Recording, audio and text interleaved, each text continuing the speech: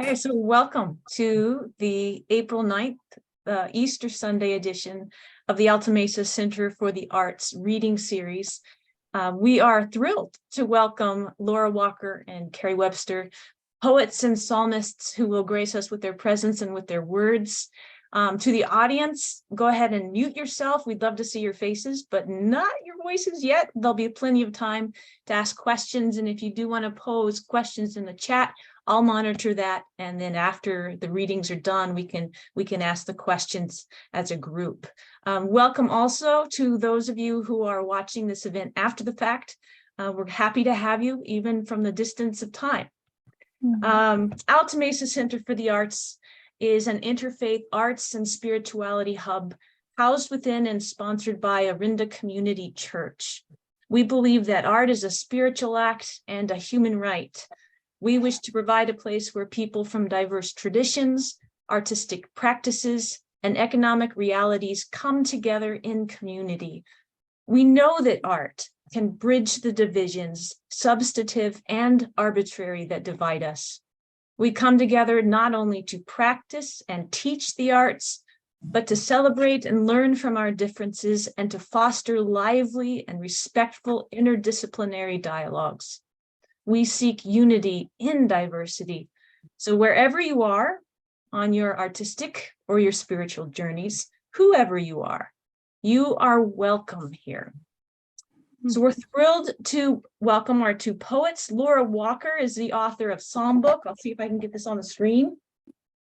By Apogee Press, also Story by Apogee Press, Hallowed Hasweed, again, am I saying that right? Apogee Press, Bird Book, Shearsman Books, Rivertown, and Atlas by UC Press in 2008.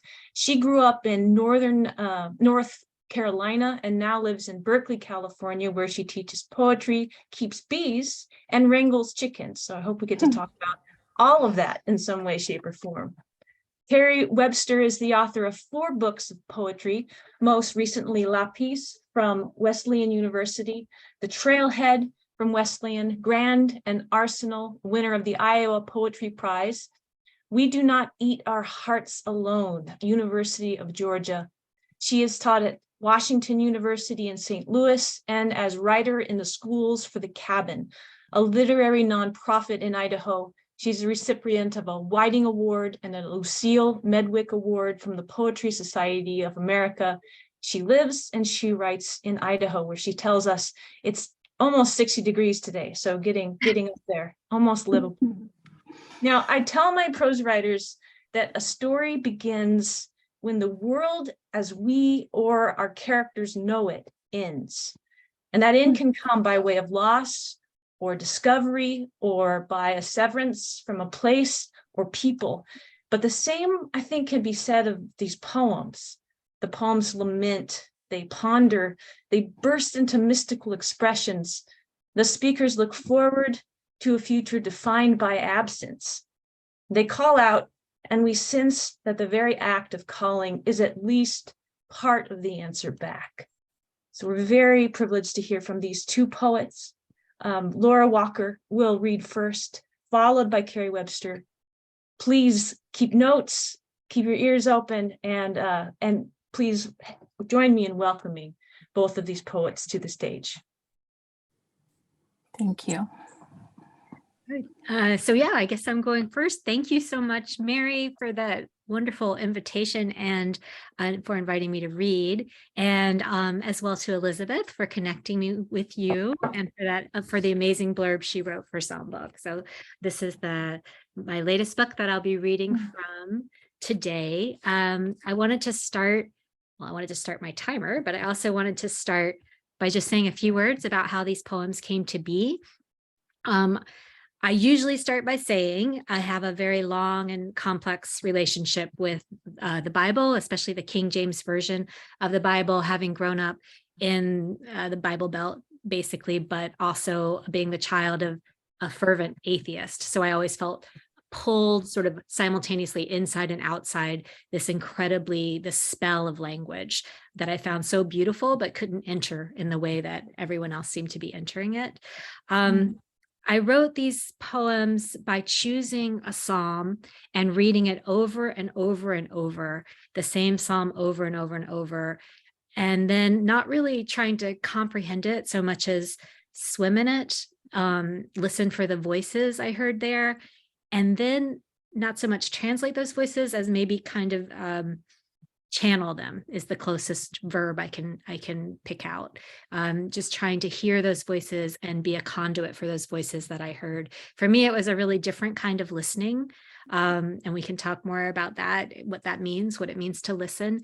The voices that I hear, and I don't claim anybody else hears them, are so complex and so human and so full of yearning and really torn between the world, sometimes violent, sometimes bewildering world right here in front of them, and the sometimes violent, sometimes bewildering you that is not right in front of them. So for me, there was a huge sense of wrestling in the Psalms. Yeah, so I'll read about 12 minutes from the Psalms. Each poem is from a single psalm. Sometimes I repeated those, and the titles are the number of that psalm. Let's see. Psalm 85. I remember you. Once you walked in this land and made soft thrumming sounds. Once you were outlined in paper.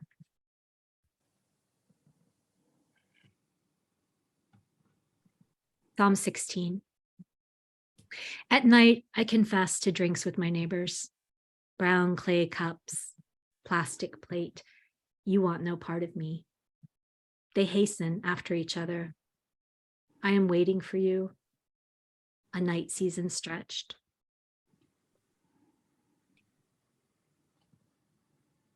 Psalm 102. A sparrow sworn against me.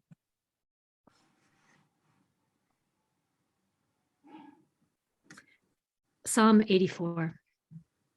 I need birds and hosts, some kind of color to wait for you. We wade in pools and egrets. Everyone appears but you.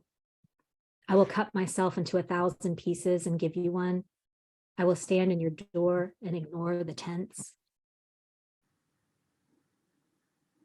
Psalm 12. I am thinking of faithful, of frail and unanointed. Your name, a broken door. You are silver, boiled 7 times, a pure thing hung round your neck, like an antidote to fever.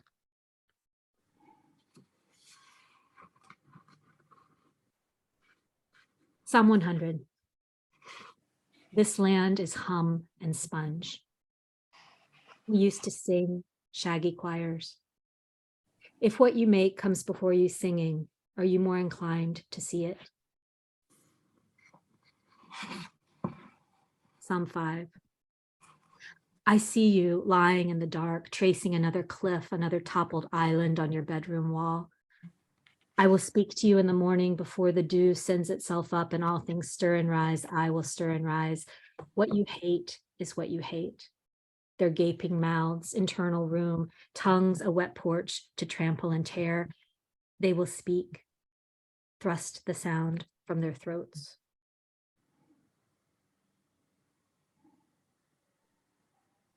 Psalm 5. I stood outside your bedroom door, could hear you, something inside, could hear the shifting of curtains. When we see how to go, do we go? The last one, the same thing. Psalm 1. Do not walk with me. The sidewalks have unhinged themselves. The marbled leaves are blank as sponges, and each tends a shelter of loss and sand. Fall to the ground. The temporal and sisterly, the overly narrow importance of what you believe gathered tonight in a cold truck just off the interstate and begging for dimes. Long lines of them smoke out the windows, something craving in the back seat. We know, and to refuse, we tell everyone, we are here, we are here, we weave and stray.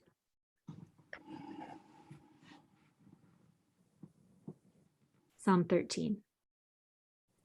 You have forgotten me. How long have you forgotten me? Face and face, sifting a daily sleep. If I move, if I sing, if your face turns toward me, if I sing. Psalm 2. If I hear him in the night and pretend I don't, his rage a vain and imagined thing. Fatherhood begins its complex yearnings, what I can give you, what you, sitting lightly on the front porch steps. My father, just a little.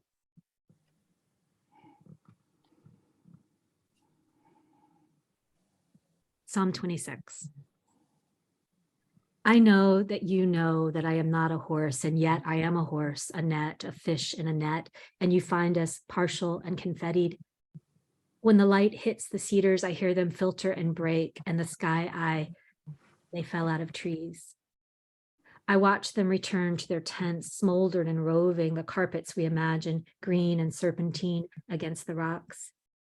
I want you to set me down on rock. I look, and you tell me to look, and I look. Where the wall of our enemies, daisy chains and flapping pennants, and we all believe we live in the land of the living.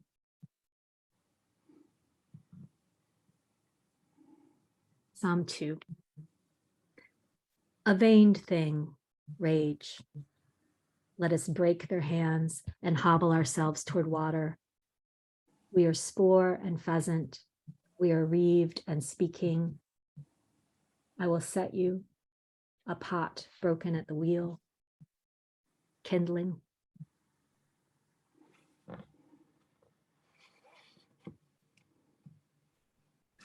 Psalm 1.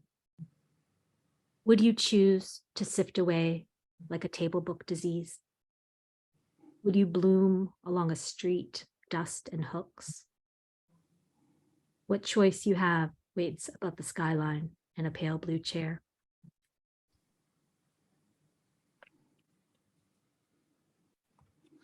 Psalm 100. The land humming, spikes and cornrows, it sings blackbirds and berry lines, it sings darkness and thrush. Pulls its mouth round the smallest pebble, performs itself in lathing and glass. Make a good noise, all the lands and us make a good noise.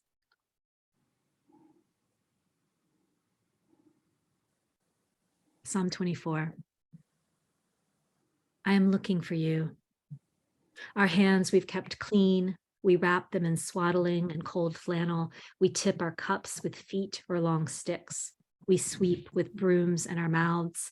The gates look up. The doors look up. Selah.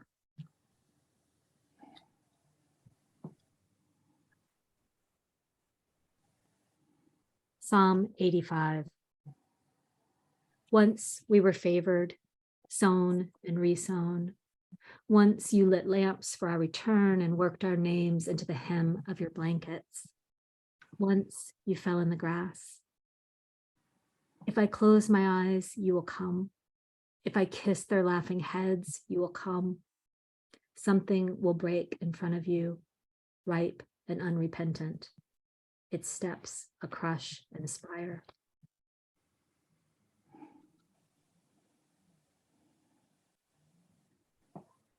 Psalm 6. Can you hear me? My bones are soft, unsaved, and wet.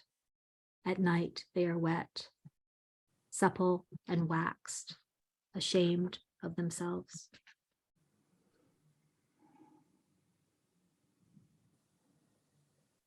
Psalm 141.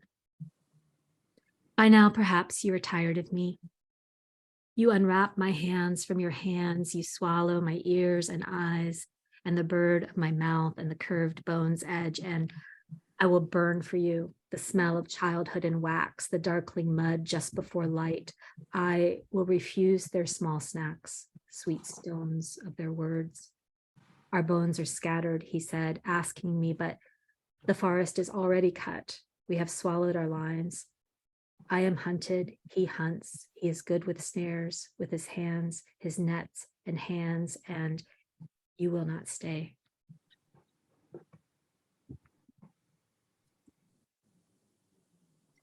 Psalm 99. I see you there, or think I do, perched on a fence with your pant leg rolled up, holding a flag or an apple, milk-creased creature against your thigh. Your name is a plucked thing in my mouth, a footstool, a cloudy invention. They are angry. Psalm 5. Listen, I will talk to you in the morning by the washing machine, open window and salt and shallow breezes.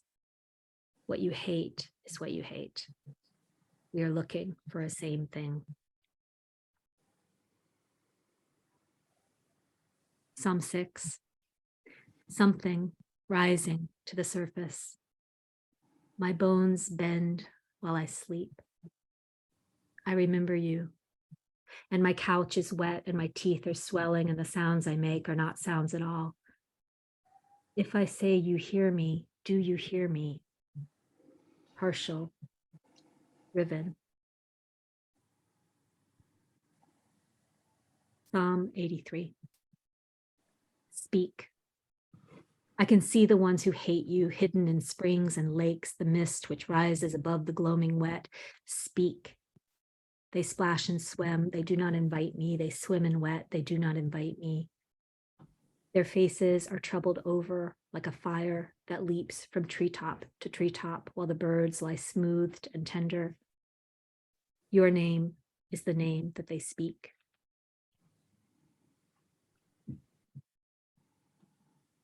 Psalm 30. I will not ask you. I am not a pit or a swell. My feet are untangled and rhymed. My land is welt and bone. If I could praise you for remembering, I would. You were angry and then you weren't. When you hid, I heard dusk rustling, the dusk I press, and snow.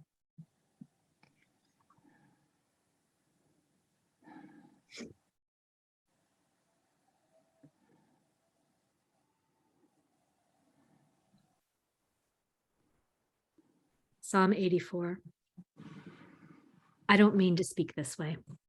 You are a clatter and a light. Your songs are the best songs. Your reason is the best reason. Sparrows and swallows will nest in you. I would trade 1,000 days for you. I would stand in your door and look away from the tents.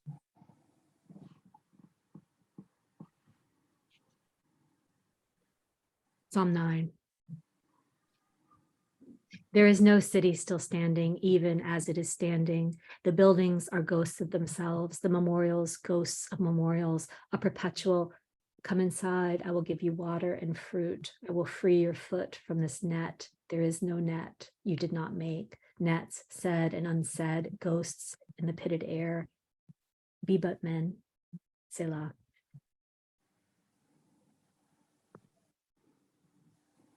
Psalm 2. We are imagined. There are those who believe they join themselves and that power is a thing you can make. Light to light. If you are a little bit angry. Psalm 82. You are not among us. Your shoulders are rounded and high, and yet the fatherless go missing. You have misjudged. And for how long? The turn of the sea is crooked and spare. The fish fly confused on their course. I have told them they are gods. I have told them they are children, corn, small symptoms of disease. They don't understand. Make them understand. Everyone dies. It isn't that. Braid us down. Psalm 142. Sound poured round our heads like trouble or gravel.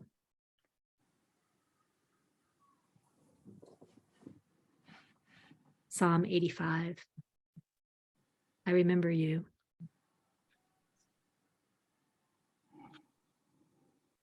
Psalm 84. Selah. A single rapacious day, light, filtered, and wide. Birds flit in and out and in. A blanket, a roof. Thank you.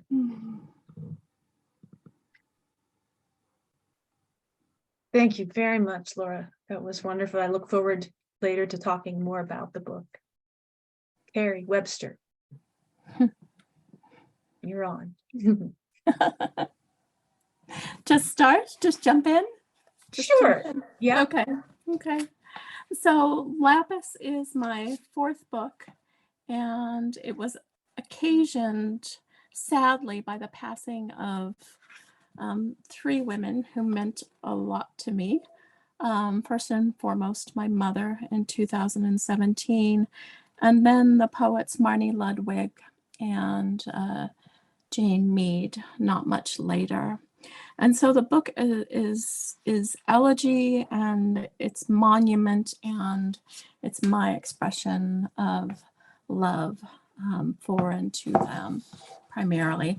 And can you hear me okay? Okay. I'm going to read three poems, one brief one and then two longer sequences. The first one is The Dead Teach Me Grounding Techniques.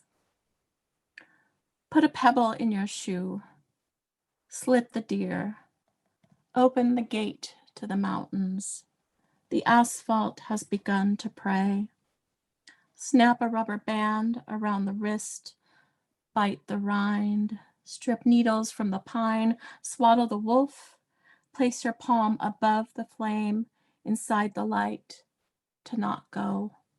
Swallow the squid whole, flagellate, open the door to the river, paint your nipples chartreuse, squint until the headstones blur, step on a light bulb, worry the stone, rub in the stain, to remain, open the hatch to the sea, scald a thumbnail, be still, let the bee sting, oh clap your hands, gnash incisors, bury your face in fur, be not far from me.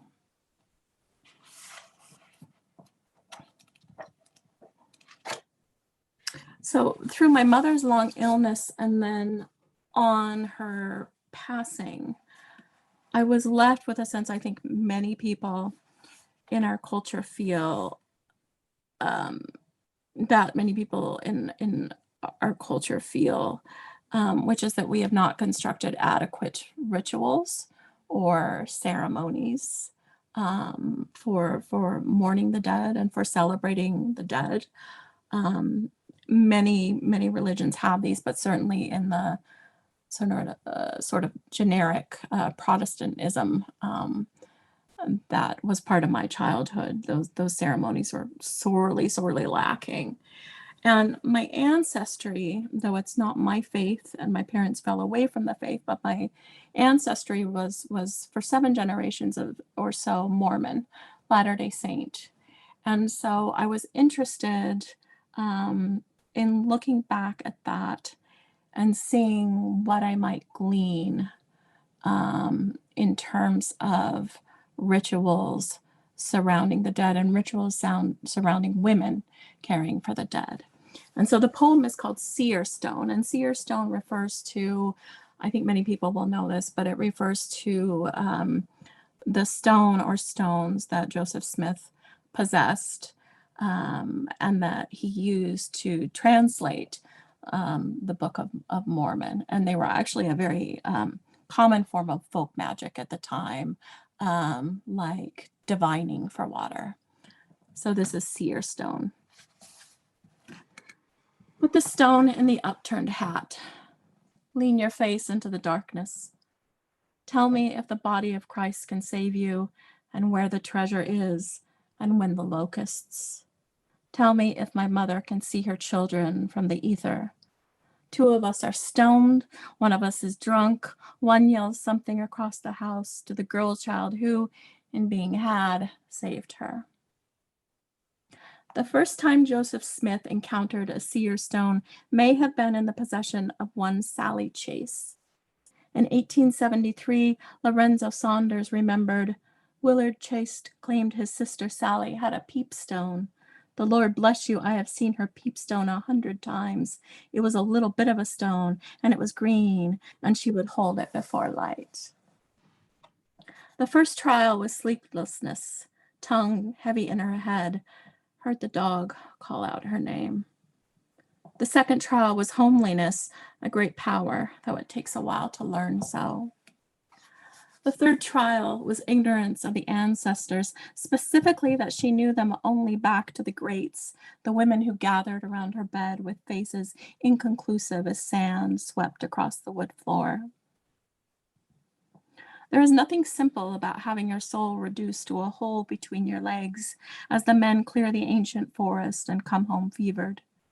Easy in that absence to become a burnt-over girl, pollen massing in the trees. In the month after my mother died, I pushed the plunger on the droppers of alprazolam nightly into my mouth as I had pushed them into her mouth, and so was sustained. For my ancestor Levi, his prophet, who is not my prophet, meted out this patriarchal blessing in 1835.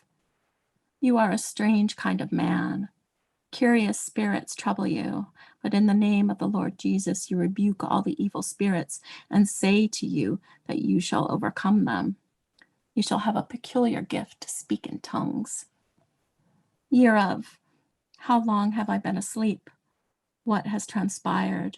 Why? I drive by the cemetery, shout glad news to the dead. The vases flood with rainwater. My mother's buried here a few yards from her sister. To be secular is ostensibly to be ritual starved, and yet how many times have I seen a woman manifest a ceremony for a given occasion? Bonfire of burned skirts, prayers scratched into walls, altars assembled in cupboards. Put the stone in the upturned hat. Lean your face into the darkness. Having put off grief for the sake of corporeal productivity, finally I attend my mother's grave. Of another ancestor, when he was on his mission in 1836, he administered to a man possessed of devils. It took many men to hold the man down. When he opened the door into his room, the room seemed filled with evil spirits.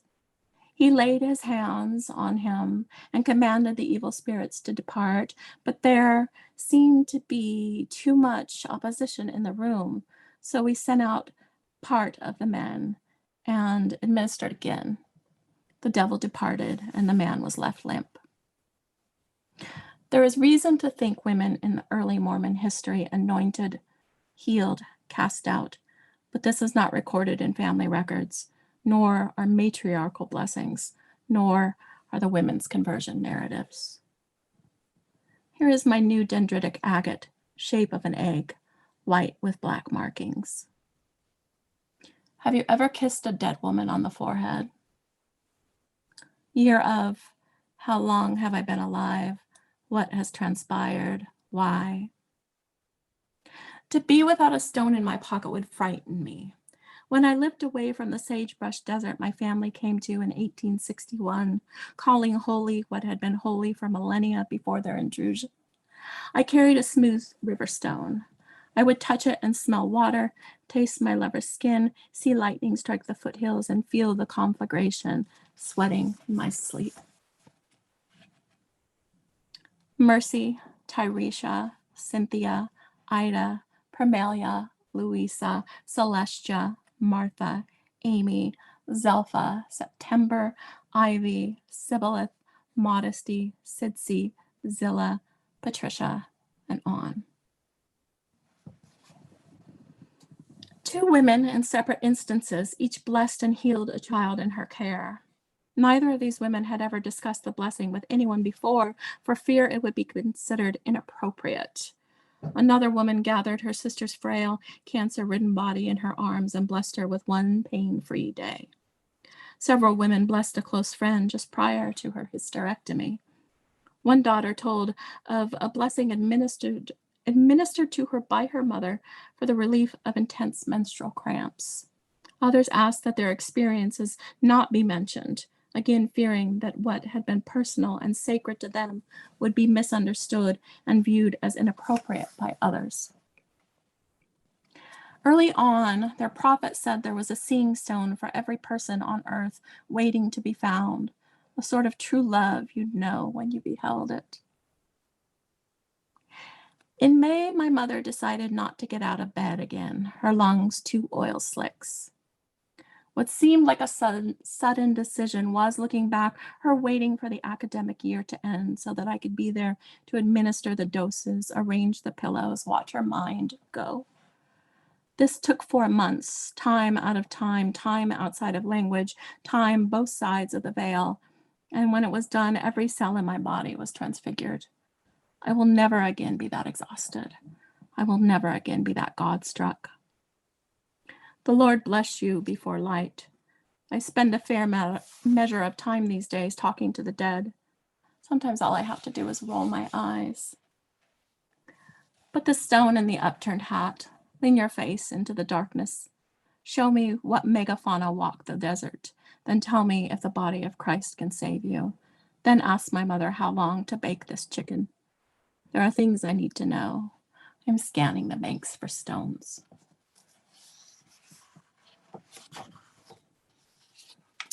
This next sequence takes its title from a poem that was a huge help to me when writing this book, and that's Tennyson's In Memoriam.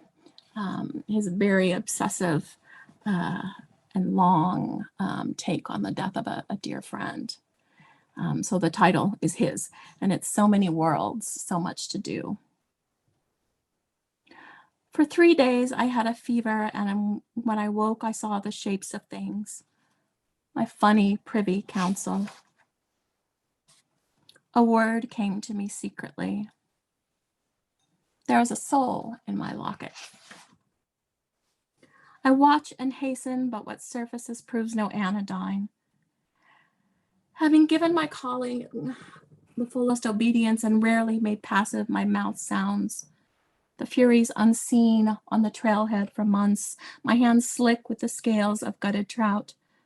Why should our translation say grasshoppers? Locust is the word, and the figure is incomplete without it. Too many souls in this bed.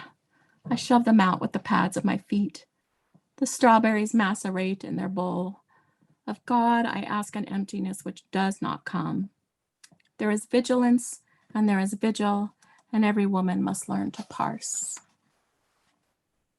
The dead say, "Are you trying to save someone again?" No. On the striped body of Christ, I swear I am not. Then why aren't you sleeping? Why aren't you eating? I don't want to be this new species. And aren't the graves humming? And haven't I ground my teeth down to nothing? And didn't I bring the sweet spices? And didn't I bring the sweet oil? The dead say things they said when they were alive. Going to curl up with the dog, tried to hang a curtain rod, but it wouldn't go into the wall. A bad day, reverse ambulatory. I feared she was going to die when she wrote, "Poetry has betrayed me." The children play pioneer, stomachs full of deer. God bless, chirps the worry bird. I believe in the dust and the grasses, in the stockyards and most of what seems real. I make stew, I drink light from a brass bowl. Bark grows around the wound. Bark is clever. To exist in a physical world, a parliament of women, figs and candles for them, figs and candles. On each planet, a single shack soldered from scrap, the rain percussive and brilliant. That's where the dead are. In the other room, aides pace the house floor between hearings. This is television and real as any owl or radio. A temple slides into the sea. I didn't want to enter the shacks, didn't want to. And all this while, a busy household full of comings, goings, debts. How do I name an animal under these circumstances? What does the muse want from me? Where did the lover get off saying obsidian is common, so is fire? Say the stone is apotropaic. Say the pill is. I can pretend to believe anything. The barometric pressure plummets, and an army of women moves over the earth, wiping the brows of the dying. Having seen that fatalism is the absence of grace, of the belief in grace, was grace dissolved the shoulder clot, and grace that brings us the pre-dead, for the privilege of full snotted keening. Our little systems have their day. The dead say nothing is singular, there is a new dispensation, get ready. The lilies evolve into sentience. Sleep weary, and the shapes keep on shifting. I know a man forbidden by writ of law to cross the river, yet the body does not work that way, even if we put bands of silver between the stanzas. The locket has a porthole window, souls chewing pollen in there. Even in the grand after, the world is transported on a bee's ass. Soul says, not alone is the worst pun, says, pull it together, woman, says, out of here like Vladimir, says, don't get lippy with me, Missy, says, we're in business, we're in business. What the dead women want is revolution. They want what they wanted when they were alive, only harder. Pragmatists, and they know I'm praying for a lustrum, our kingdom for a lustrum, and they pray with and for me, and coo, sure, but cooing only gets a gal so far. Once emerged from the gray of night, which is composed of smoke, we see that a new dispensation is upon us. I place my palms flat on the poems of the dying, tremble from the current, exit wired, wine poured off the footbridge, wine on your strange feet. A rock, a vibration of light. Let rum be the last thing I taste, or plums or ink. A man drives drunk into the cemetery, the dead tut-tut, groundskeepers right the toppled graves. Don't put me here. Oh, don't I fail and fail and fail at doing well? Who made the lace? Who made the lapis vault? The birds chirp, chirp from shoeboxes, their tender, tender eternities. And if you think a body can't be its own psychopomp, well. Saturnalia coming on. I let soul out and it hums along the house's wiring. Resuming my place as a woman of action, I plan the colloquium, my body at this altered desk, not at this desk. The book of the dead beside the book of the living, a coyote's jaw to devour the law, slag from the glassblower's floor, 3 figs. The colloquium will be informative and shabbily catered. I now recognize myself, says the chairman, throat filled with static. This new hair coarser than my previous hair, maybe a bald spot. To stay bodied, I build advents for the living and advents for the dead, 25 small tins with things like scripture and glow-in-the-dark cats. I knew my failings required 1,000 offerings, knew that cruelty was what rendered sacrifice a sacrifice. Serum, said everyone. Serum, said the radio. Lapis lodged in gums.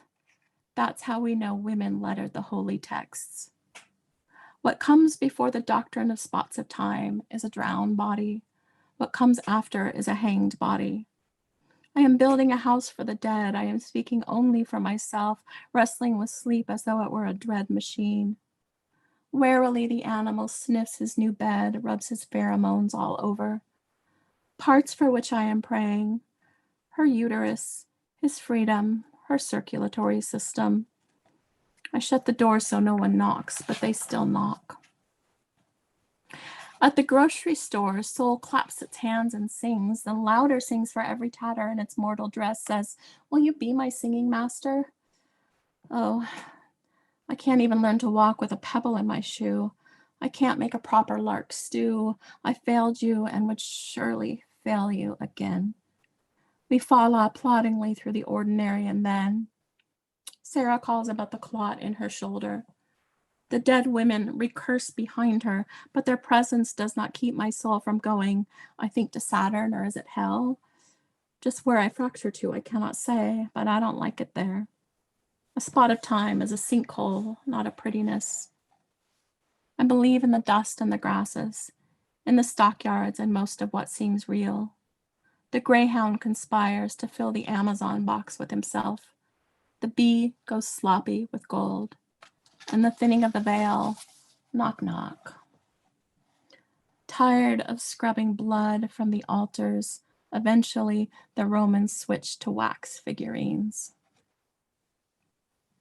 The speed of revelation faster than the speed of transcription, the gate to the other world won't close. The sago lilies are burning, but the bulbs remain edible. If grief is transfiguration, what are we after? Thank you. Thank you. Thank you very much, both of you. Thank you, Kerri. You're welcome. A pleasure. I have lots of questions, but I'll pause to see if there is a question from the audience first.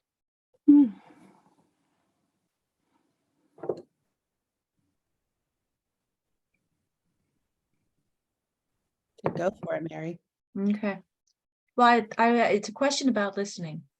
And not only about listening, but about translating that seemingly ancient language of grief that every time a loss occurs has to be remade. Mm-hmm. So how did you, I mean, and Kerri, in your book, Laura, too, how did the forms that existed before, the psalm forms, but also different kinds of religious stories help you articulate what was inexplicable at first? That's such a good question.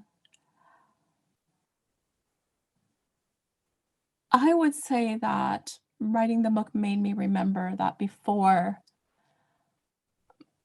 the songs, and still in many cultures, there are sounds, right?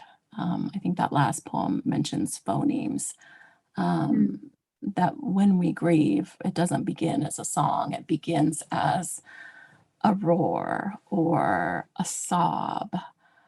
And I wanted very much the poems to incorporate those sounds before they moved forward in time. And, you know, along with In Memoriam, and I should mention that in that last poem, there are lines from Jane Mead's poems, and there are lines from Marnie Ludwig's poems, and it was important for me to have their words in there to let them speak and be the poets that they were and are. But going even farther back, one of the other poems that was most helpful to me by far was the Epic of Gilgamesh. And it was remarkable that I could be in this deep, deep space of, you know, completely laid low, not wanting to get out of bed, not wanting to go teach my classes, faking my way through every day, and that ancient text would be something that spoke to me just so deeply and so truly, with just the magnitude of loss that's presented there. Laura, I'm was not sure that, if these, go ahead. I'm just serious. I'm curious of whether that was true too of you, Laura, with the form of the song. You know, when you asked the question, what came to mind was what Kerri, in the part of Kerri's poem about transfiguration. And I started thinking about how the act of listening, the sort of more, I don't know if radical is the right word, but this unexpected listening that happened for me as I read and read and read these Psalms over and over, the sort of bewilderment that happened to me felt in some ways like a transfiguration, like moving not out of language, but into some, becoming like, it felt like a hollowing out. And then it felt like air had to flow through me as if I were an instrument or something. There was some kind of listening. And part of it I was deeply uncomfortable with, I have to say, because the tones and the voices that were coming out of me, it took me several years actually to be okay with them, because they didn't sound like me to me, although of course I'm there. So when you talk about the forms, it was like, I guess what came to mind was almost my body as form, or something happening with that transfiguration and that intense, weird kind of listening that I had to do because of these, what felt like these ancient texts. So I don't know if that's sort of a sideways answer to your question, but I think something this book taught me, and looking back at that early Mormon history certainly helped with this, was just arriving at this notion. I quote so many women in this book, but arriving at the notion that if we're to get through grief, it has to be choral, right? It has to be a collective effort, that we don't do it alone, that we do it together. And that women certainly have always served that role in culture after culture.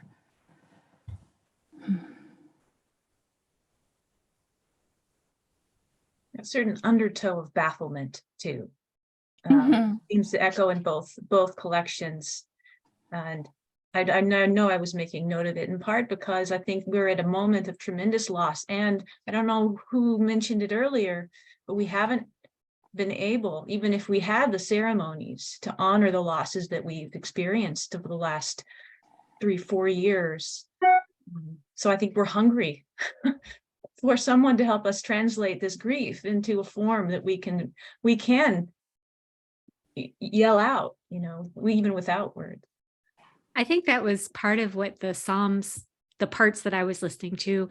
I don't know if others hear it, but for me, just this grieving for the world, this anger at the unfairness, or at the ways in which you're not able to connect with others. This sort of I don't know. I found a lot of parallels with the last 3 or 4 years for me in that. In that, yeah, anger.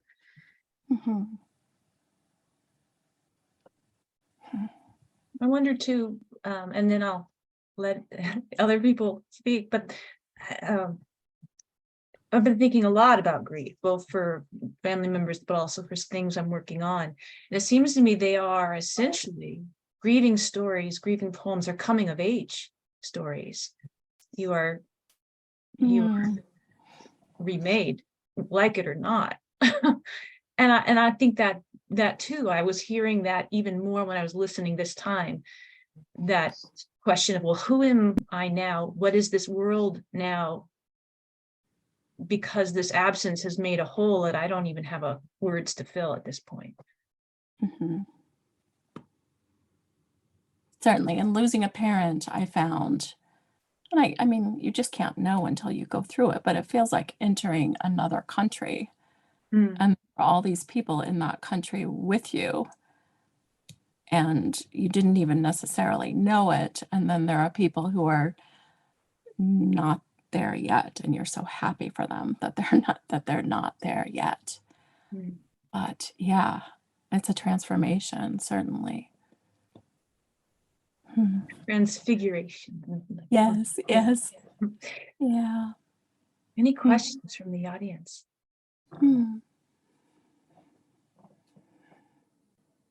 Trying to think how to phrase what I'm thinking about.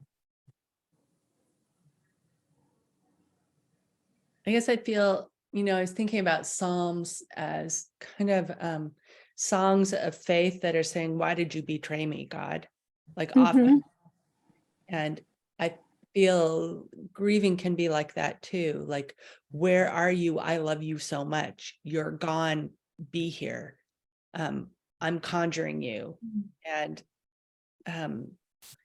if a poem is kind of, I'm really just groping my way through this, but I've been rereading this Simone Weil essay called To Desire Without Object. And it feels like in some ways that's what you're both working with. And she's talking about how the energy of desire has to be ripped from the object, and it's excruciating.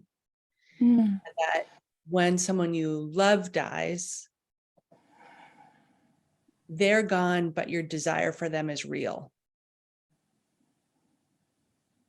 And I think that both of you are kind of manifesting that in some ways, like how you take that energy of desire, is also sometimes grief.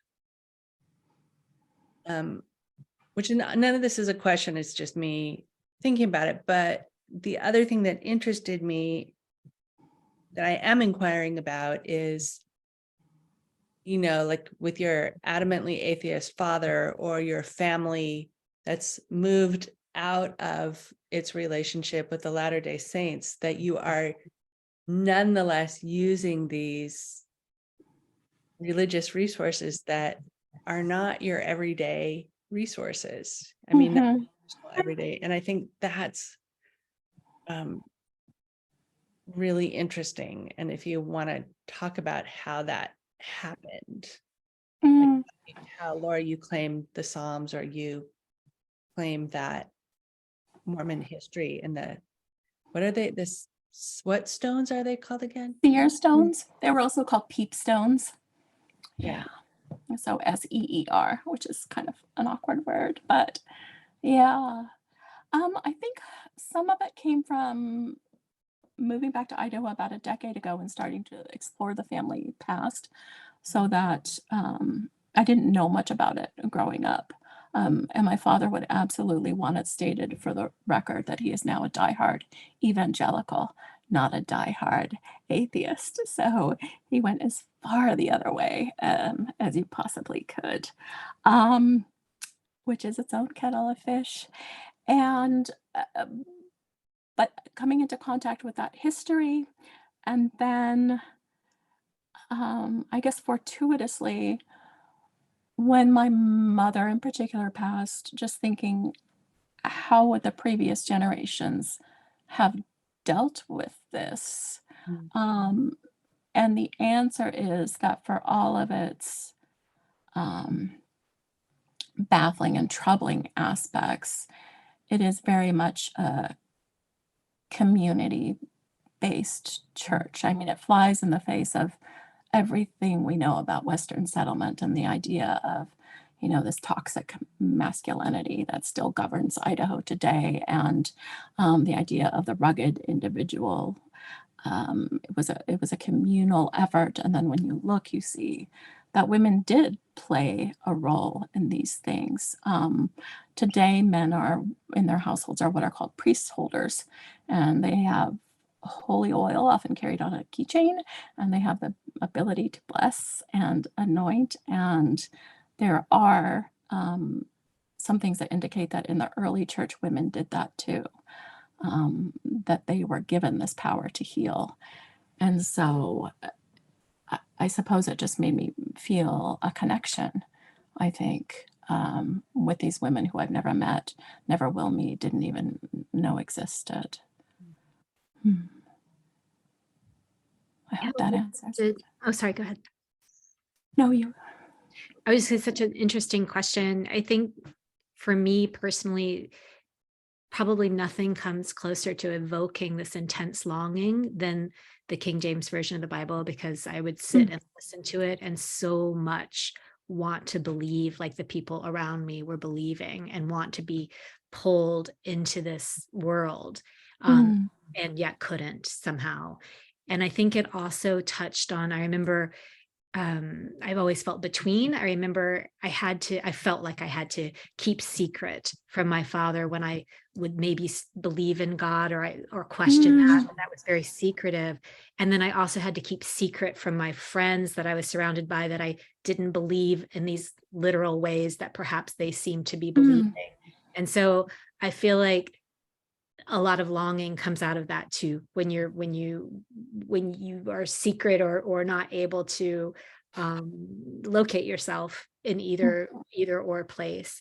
And so for me, I think I've done some work with other parts of the Bible as well, but the language is such a pull for me right back into that childhood place of longing and feeling alone, and yet feeling completely swept away by the aesthetics of the sound and this rhythm washing over me. And then so sort of like, that's poetry, right? That's sort of the genesis of poetry, at least for me. So That And it reminds sounds me. like it was also a refuge for you, that language, very much. Yeah, maybe so. Yeah, I mean, it's so beautiful to me to this day. Just absolutely Yes. beautiful. Yeah, it's astonishing. Yeah, astonishing is a great word. Mhm. It reminds me of the Psalm 26. I know that I am not a horse, and yet I am a horse, a net, a fish in a net. You know, there's this declaration of identity that's yet not Yeah, not quite true. Yeah. and so sure of itself in its yet notness. Mhm. Hmm. Well, we're at 5 o'clock, so we'll officially thank our readers for coming and reading their work, and thank you to the audience here and to the audience who will be joining us on video soon. Our next reading at AMCA is coming on the 7th of May, the first Sunday. We're so switching to the first Sunday of the month so that we can not hit holidays so much. And we have Allison Landa and Julia Shears. Allison is the author of The Bearded Lady, about her experience as a hirsute woman, and Julia Shears, who's the author of Jesus Land, will be in conversation with her as well. But if you have a second to go ahead and unmute and give your full round of applause to our readers, and let me extend my tremendous gratitude to everyone here and to our readers as well. Thank you. Thank you so much. Thank you all yes, so thank much. you. You. And Yeah. and the sound of your wonderful way voice, to spend Easter. the sound of your voice is it's just such a gift. Oh, I tried to imagine myself reading it without hearing your voices, and I couldn't separate what that might be like, how different that would be, and it was wonderful to hear. thank you.